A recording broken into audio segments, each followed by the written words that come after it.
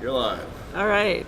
Well, thank you very much, David, for having me. Yeah. Do you want to introduce yourself? Or Sure, okay. Absolutely. My name is Liz Holland. I'm the CEO of Abbell Associates, which is a 76-year-old private real estate investment development and management company based in Chicago. Our portfolio is about 75% retail and about 25% office. We have office buildings, we have enclosed malls, we have open-air shopping centers. So we it's rare for somebody to span the spectrum in the retail space, but we've been around for a long time. We operate mostly in the Midwest because those are the markets we're most familiar with. I've spent the last year as the chairman of the International Council of Shopping Centers, which was a great privilege. I was the fourth woman chairman to serve in 60 years. And I really focused during the term of my chairmanship on talking about whether or not internet sales is really killing brick and mortar retail. When I assumed the chairmanship, that was kind of the big question on everybody's mind last year. And I had the opportunity last July to meet with the gentleman from the Census Bureau who actually compiled that data that's commonly used in the media when they say that e-commerce is 9.2% of retail sales. That data comes from the Census Bureau. And so when I sat down last July with the guys from the Census, we started going through the numbers. And they're great guys. They work really hard. They have a really hard job because this was a category for the Census that really started out as mail order. They were capturing catalog sales. And when e-commerce came about, they said, oh, well, this is kind of like catalog. Instead of getting a paper catalog, you're looking at an electronic catalog and then you're ordering stuff. So we're going to aggregate it all together. And so as we started going through those numbers, it became really clear that the guys at the Census are interested in capturing economic activity. They're not really interested in what we're interested in, which is how much stuff are people actually buying online that's competitive to the stores in our shopping centers. But when the media reports it, you would think the 9.2% are the socks and the t-shirts and the paper towels and the whatever it is that's being bought online is no longer being bought at shopping centers, it's now being bought on the internet. And so there is a lot of stuff that the Census guys include in that 9.2% number, a lot of stuff.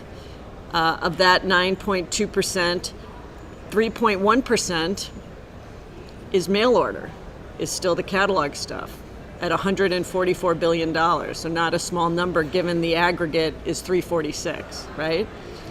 And of that mail order, that 144 billion of mail order, 75 billion is mail order prescription drugs. And I'm sitting there with the guys from the Census like wanting to bang my head against the table. Like, really, guys? Like, you can't do this to me. But they kept talking and I kept listening. 0.9% of their number is shipping and handling. It's FedEx and UPS.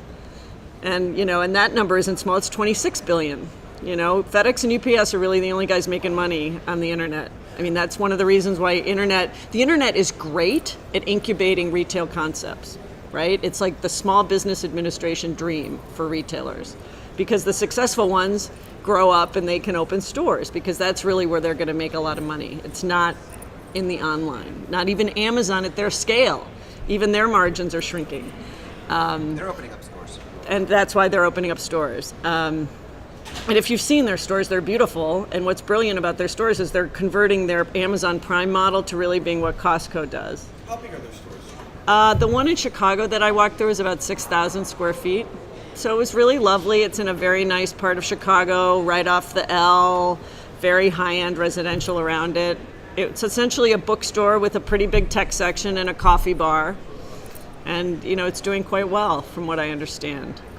They did a good job. So Amazon, who is ahead of the trends, you would think. Yes. Why would they be selling books?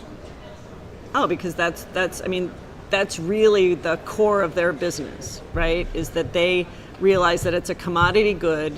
You generally know what you want when you get online. I mean, that was Jeff Bezos' original thought, right? Right, exactly. And so what they've done in their bookstore is instead of looking at the spine of the book, you're looking at the cover of the book. It probably has 25% of the titles in it than a usual bookstore of that size. So it's marketing far fewer books, but it's more attractively designed. And because of the market data that they have of the people in that neighborhood who have bought books online or downloaded books online, they know which books to present and which related books to present. I mean, I'm always interested, because I read a lot, what Amazon thinks I should be reading at the bottom of my order, right? And I'm like, okay, let's hear it, you know? And so I think that's kind of where they're going. You know, and what's very clever about the model is that there are no prices on anything. So you take your book, and there's scanners all around the store, and you go and you scan the barcode on the back of your book. You touched it, you picked it up, you looked at it, you touched it, you go scan it, and the little screen says, way to go, Liz, if you're an Amazon Prime member, you save 38% on the purchase of this book. I'm like, I'm all for that. And then you go, and if you are an Amazon Prime customer, when you actually check out, you don't need to give them your email or your phone number or your password. They say which credit card is linked to your Prime account. You hand them that credit card, they swipe it, and all your savings populate on a little screen in front of you, and you feel really good about it. They keep reinforcing that if you're a Prime customer, you save, right? Which is just what Costco does. Costco doesn't make money on what they sell, they make money on the membership, and you can't get the price unless you're a member. Now at Amazon, you can't get the price unless you're a member. So it's really smart. They're not little good at what they do, they're big good at what they do. That's a bulk of Costco's revenue, actually, is the memberships. That's pretty Oh my much God, what the makes lion's money. share, absolutely, no question. And you can't get the value if you're not a member. And now Amazon has figured out they need to solve for the last mile, right? That number, they now have $8 billion a year in shipping costs. That number only goes up as their sales go up. You know, so it's a challenge for them. The last mile has to be solved. They definitely solve it in the books. They definitely create customer loyalty, brand identity, customer experience in a different way when you're in a physical space. And so I think they're gonna win, but it'll be interesting to see how it plays out, because at a certain point there are lots of people who are going to figure out the technology side of it. I mean, there's no secret. At the census information, when you're breaking down all of these different components, which seem to be really not well thought about. Well, what else did you unravel from that as whether the internet or e-commerce attacking? I was interested in kind of hearing. Oh, go on continuing with to that. go. Okay, so Yeah. like the next big category is omni-channel retail sales online. So in my view, when you're a Macy's customer and you have a Macy's credit card and you get on Macy's.com and you buy pantyhose, that's not competitive to a brick and mortar store, that's Macy's, right? That's reinforcing an omni-channel brand who's tried to extend into an omni-channel space. I think the retailers who are gonna win in this environment are gonna do three things. They're gonna give you the product you want, right? I don't know if you're familiar with Untucked, right? Which is the shirt that you don't put in your pants. Like, it's kind of brilliant. Those are $88 shirts. They're not cheap. Across the hall, J. Crew selling $25 shirt, same shirt. But that shirt isn't marketed to not be tucked in. Guys are in line waiting for the Untucked shirt when they could buy two of them or almost three of them across the hall. Same shirt. And at my poker game, the guys talk about the Untucked shirts. They're not talking about the Exactly. So if you have the product, people will pay for it. If you have the customer service, people are looking for that. People want to be seen as consumers. And what retailers can do so easily because of their ability to data sort is to see you as a customer. I think Ulta does this the best. And it's kind of low tech how they do it, but I don't know if any of the women here are Ulta customers. But if you go to Ulta and you buy the face cream, and they see that you bought the Strivectin face cream, they turn around and they dig through the boxes behind the counter and they look for the eye cream and the elbow cream and the neck cream, and they give you the little samples of the same brand that you're buying. And so you feel like, oh, cool. Like, I'm already in love with the face cream. I would walk across hot coals because it doesn't make me break out and all the other stuff about why you love it. And now they're giving me all their other assorted products. And so I'm going to try those because you like it. You're already halfway there. You feel seen as a customer. You feel engaged. And the other thing that Ulta does, which is interesting, is if you're a member of their frequent buyer program, and they have a very lucrative one where you get a lot off if you compile a bunch of points, and you log into the store that you shop at's Wi-Fi when you're there, if you're walking by that store and one of the products that you have purchased there is on sale, they will tell you. So then you're like, now they really see me. Now they really know. And now you're in there and you walk in and you realize that, they're giving me information that I might not otherwise have, but they know what I like. And so it's, and so back to kind of where I see the retailers who are winning, and there are a bunch of them. I think the media is very good at talking about the ones who aren't getting it done. So Liv, do you think, so typically you would hire a PR agency to promote your brand. Mm-hmm. Do you think the hedge funds are shorting all these companies and are hiring PR companies to de-promote? 100%. Absolutely. They're not only hiring PR firms, they're calling up research analysts and saying which malls are going to lose. We're going to give you a list, and you look through the tenant list of that mall. And these research firms kind of have to do it quickly, and they say, well, if there's a dark anchor, that gaps are going to go. You know how it works. It's not, what we do isn't cold fusion, right? It's not that complicated. It's not that secretive. It's pretty easy to look down the list of a bunch of tenants in a mall and know roughly what the sales per square foot are. I think that the hedge funds paint with a very broad brush because they don't look at the fact that the Midwest, average mall sales per square foot are $358 a square foot. Now, on the West Coast, which is the highest, it's over $700. On the East Coast, it's between $500 and $600. So not all malls in the country have the same productivity, but a lot of them are doing very well. And you can be in a Fortress Mall in Des Moines, Iowa, and be doing $420 a square foot, which is a number that would put you in a B category on the West Coast, but puts you in a Fortress category in the Midwest. So the hedge funds can't really pick and choose that carefully. So to your point, they hire these PR firms, they create these stories. I had a reporter from the Wall Street Journal call me, and we had bonded over a story she did about Sephora and about how people on the Upper West Side of Manhattan were actually stopping at the Sephora on Broadway and doing their makeup before work with the... And she wrote about it, and it was like, But so she called me up, and she said, hi, Liz, I got a tip from a retailer, I'm not sure that was true, that these landlords are so desperate, they're all doing 2-month pop-ups and 3-month pop-ups, and isn't that the wave of the future, and nobody's going to have more than a 3-month lease anymore, and you guys are all going down the tubes. And I said, well, Khadisha, I don't put any money into a 3-month store. I appreciate that the retailer wants to test out my location, but I'm testing out the retailer. And she said to me, and she's a lovely person, and she works for the Wall Street Journal. She's not an unaccomplished person. Landlords put money into space? And I said, Khadisha, you're sitting in an office that was built by your landlord. Commercial landlords put money into office space, industrial space, and retail space. And if I have a tenant who's only signing a 3-month lease, I'm giving them a vanilla box, and that's it. And it was a news flash to her that landlords put money into the space that the tenant occupies. She said, I never thought of that.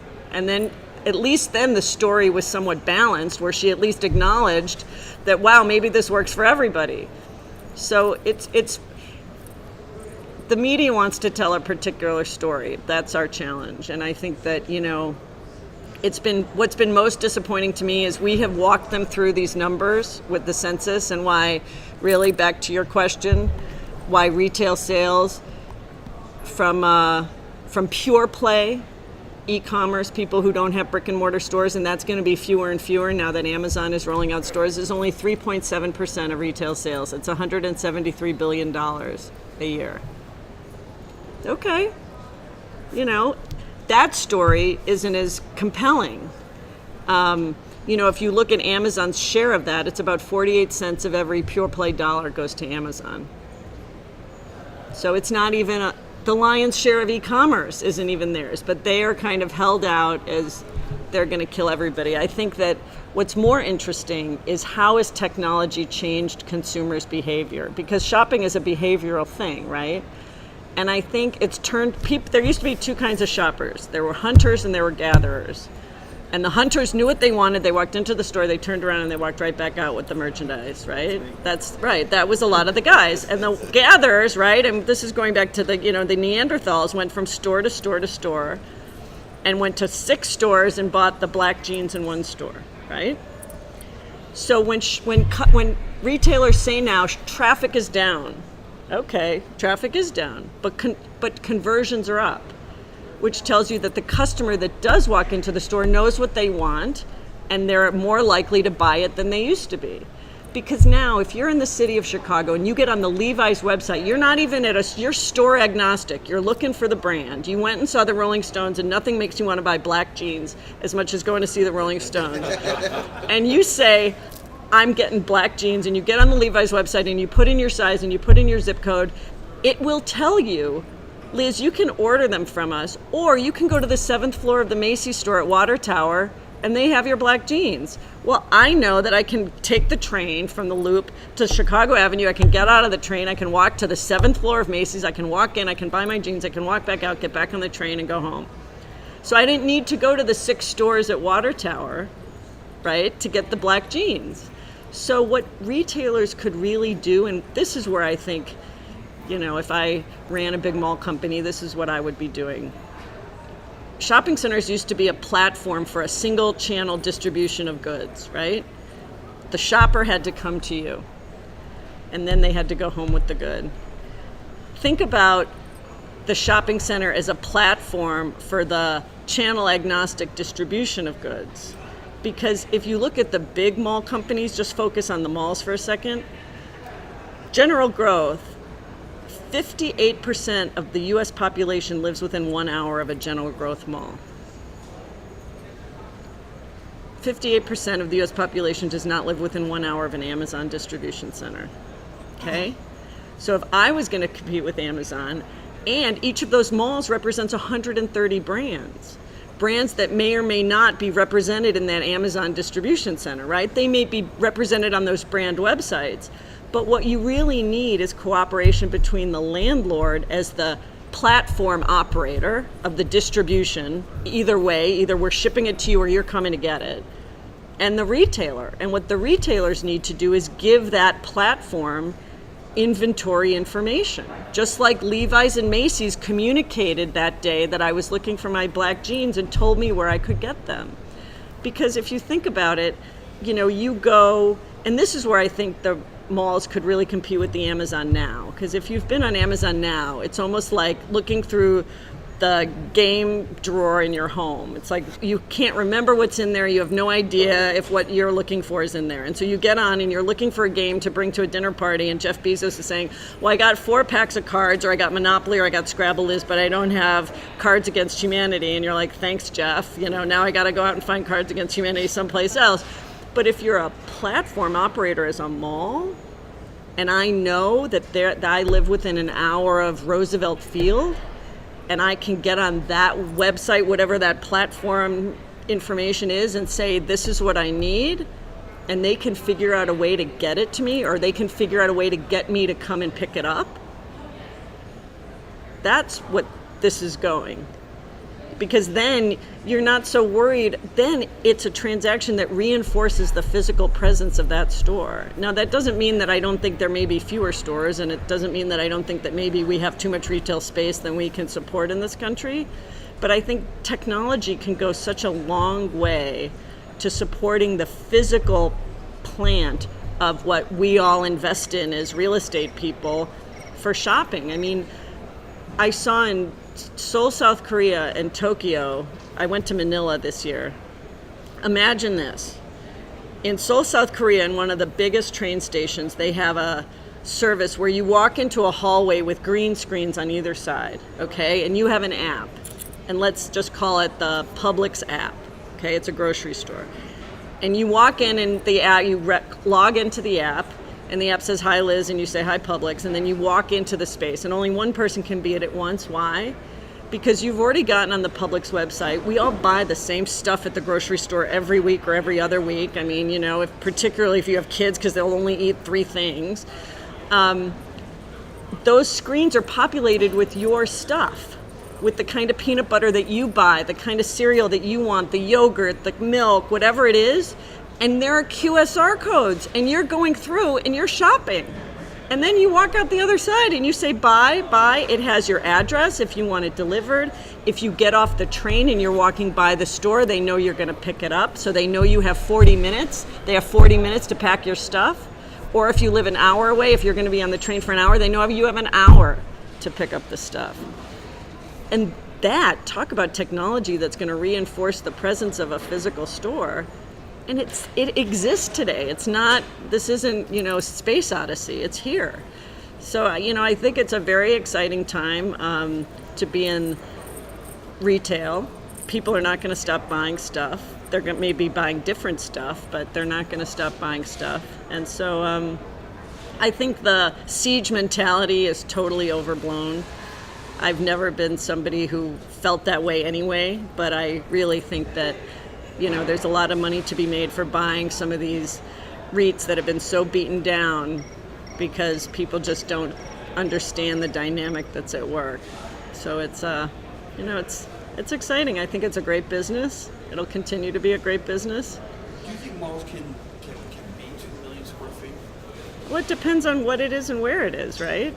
I mean, do I think that you can have a 2 million square foot mall in, I don't know, Omaha? No. But, if you're in the Meadowlands and you can merchandise it right and you can make it appealing to people and make it that third place where people want to come, absolutely. Absolutely. With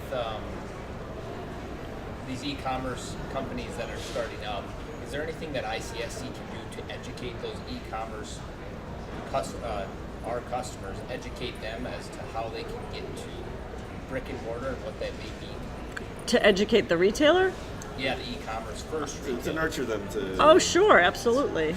I mean, certainly, who does a really good job of it is the NRF. The NRF has a whole electronic commerce arm of it that is really trying to create a knowledge base on the part of those e-commerce retailers who are getting into the brick and mortar business so that they know the challenges and they know how to navigate it. Just as they are helping their brick and mortar retailers navigate the tech side of it. The learning curve is steep on both sides. The difference is you can open 2 stores and learn a lot before you open your 3rd store, whereas in the tech side of it, those are big investments over a short period of time that really need to create a platform, so it's a different kind of learning curve.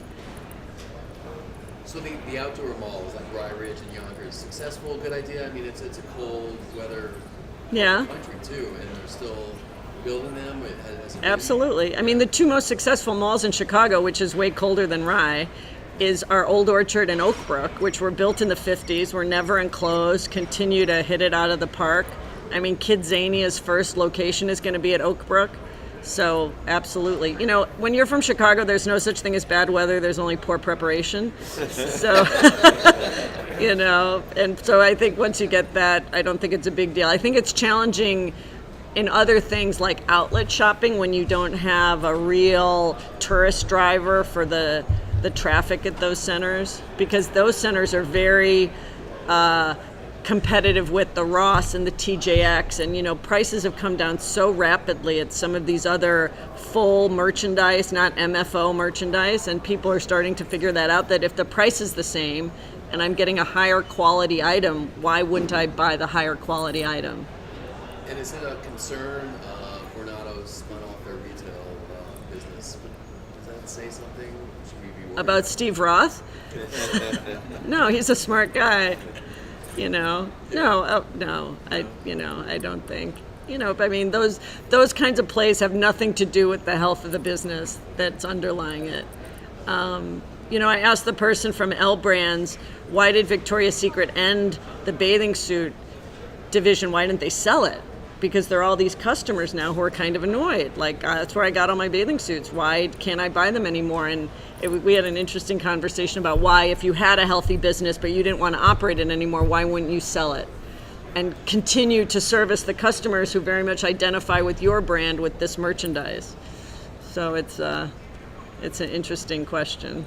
And here at the ICSC, if we see a booth one year that's packed with people and the next year maybe not so much, is that a measure at times? I mean, is that? Well, I don't know. What are they doing in that booth? Well, we don't know. Well, I mean, but is it a developer? Is it a retailer? Is it a city? A retailer? Yeah, if we see a retail booth that's 1 year packed and the next year. So I think retail development and the ability to open stores and not open stores is subject to very much their capital allocation. Okay. And so it's hard to know. They might be a very healthy retailer. They're just not building any more stores. I mean, in some respects, that may be exactly the retailer that you want, because I was a bankruptcy lawyer before I got into this business, and in my experience, companies don't starve to death, they choke to death. And so maybe the booth that's empty every third year is probably the smarter operator, because you need to digest that. So it's Thank you. right? Yeah, I'm not Right. worried about CVS going out of business anytime soon. No, but but now Jeff Bezos is going to get into the prescription drug business. So maybe he was listening to my presentation that there's $75 billion on the table.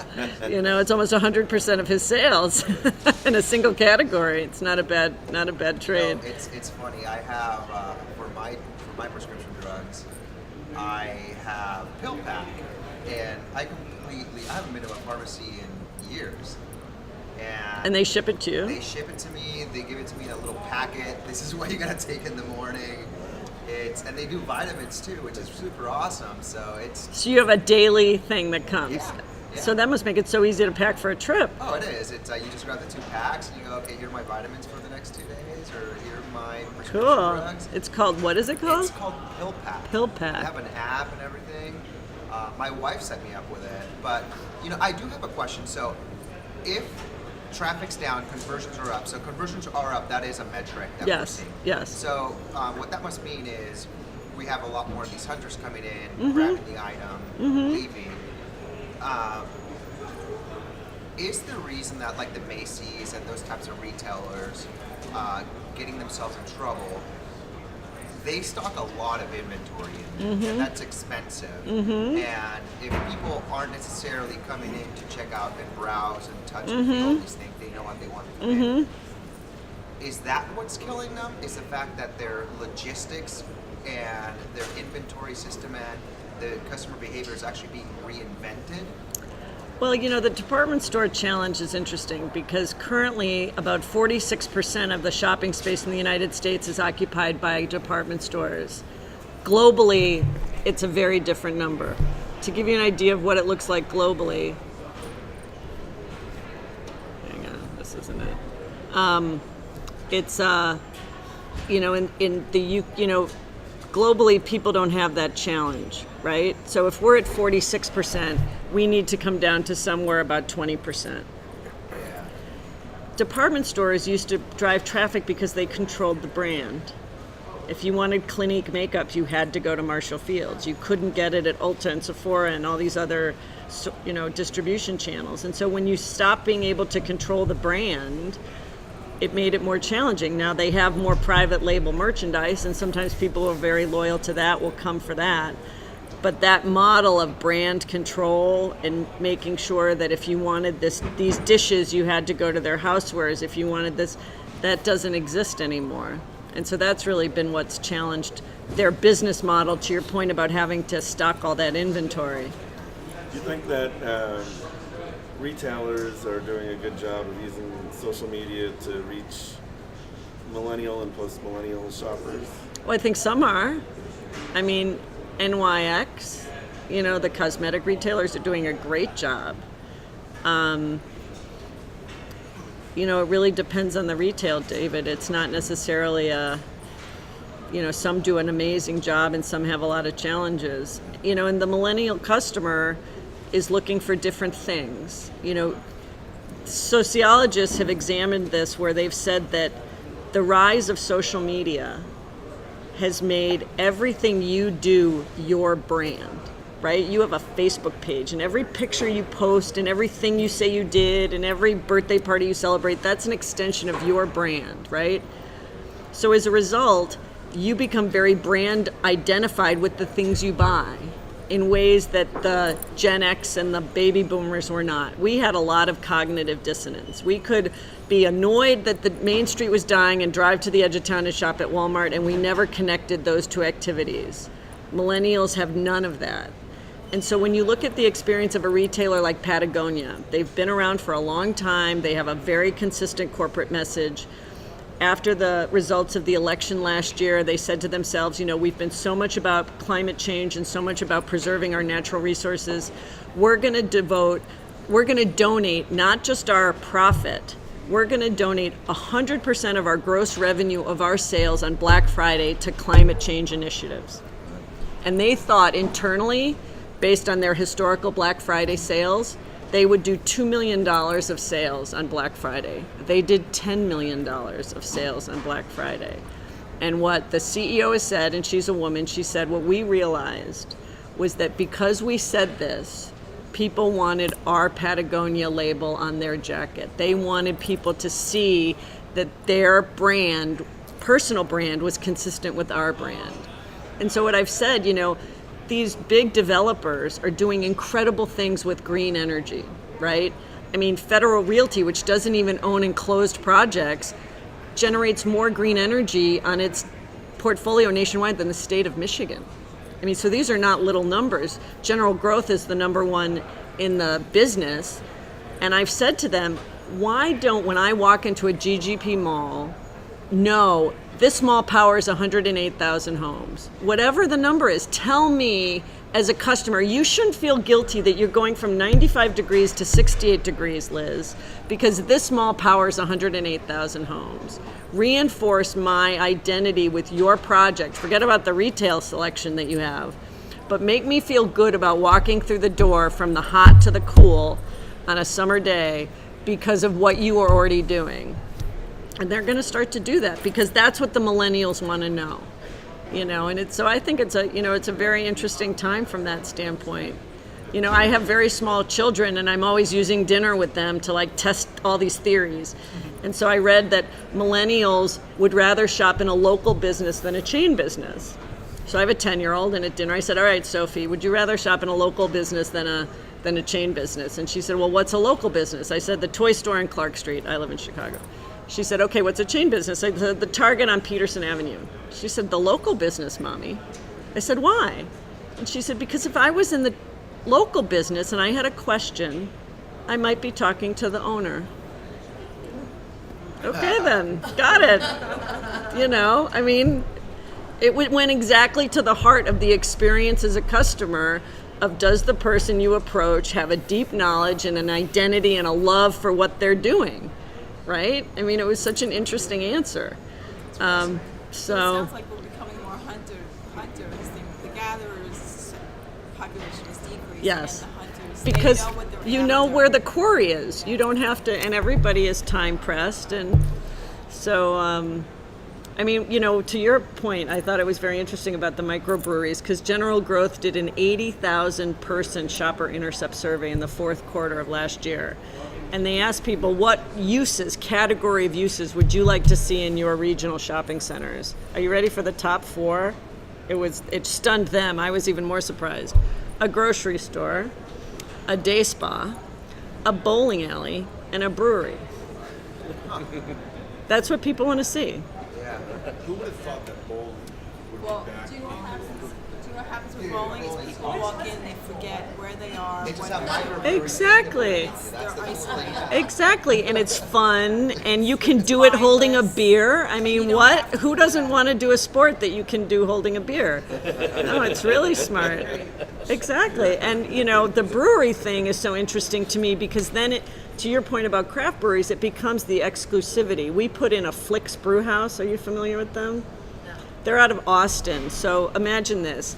These guys were in the hospitality business and they wanted to get into the beer business, and then a grocery store in the shopping center that they owned became available, so they thought, let's build a theater and serve food at the seat and brew our own beer. So they started doing that. So we put in their second location in Des Moines. So imagine, and it's a beautiful theater, it's state of the art, it has all kinds of stuff. So it is an 80-person restaurant, and then on each side of the restaurant and bar with fermentation kettles, it's very elaborate, are 4 auditoriums, total of 1,000 seats between 8 auditoriums. We thought we were building a theater with food. We built a 1,000-seat restaurant. That's how people use it. They get online, they order their tickets, they know when the show starts, they know which seats they're sitting in. There's not going to be all kinds of craziness running for seats. They know that with Flick's model, the doors open 30 minutes before you go, you get your beer at the bar, you walk into the auditorium, you have your beer, you order your food. they do a great job of doing all these funny shorts of the people who are in the movie that you're about to see. So like, the Melissa McCarthy movies are the best because she has the best outtakes of anybody. And so it's very entertaining. You order your food, 30 minutes later the food is put down in front of you, the lights go down and the movie starts. It's brilliant. And the special events they can do around the beer are amazing, because I went to the Batman versus Superman opening with them because our lenders were in town, and so that's always a good thing to do with your bank. And they had Kryptonite Ale and Black Knight Lager, and if you bought either one, you got a special glass, and people were getting it refilled, and whoever won, whoever drunk the most beer, then Superman beat Batman or Batman beat Superman. And the other thing that they do, which is very clever, which drives really engaged traffic, is they have every other month, they have a homebrew contest, and you bring in your beer that you've brewed in your basement, and they have the real brewmaster, who is, talk about why I should have taken more chemistry in college, what a great job. He picks the winner. And then you get your recipe made in a commercial kettle and fermented in a commercial tank, and you're the pull of the month. Then 2 months later, you're the pull of the month, and all your friends are coming, and everybody who works in your office, and it's like crazy what happens when a guy who works at Principal Life Insurance wins, because he has like 400 or 500 people a week showing up to try his beer. So it's, there's some very clever things that you can do to make people's experience be so different and so unique, because that's what everybody wants. They don't want to do the same thing every time, and so it's I think it's a very exciting time. And to be honest with you, it was a C mall when I took it over in '97. I hybridized it. It's probably now a B+ mall, and it has a bowling alley because it used to be a bomb shelter in the basement. It's got a grocery store because we have a P Fresh Target. It's got a day spa, and now it's got a brewery. And it's in Des Moines, Iowa. I think on that happy note, All right. I really want to thank you. Thank you, David.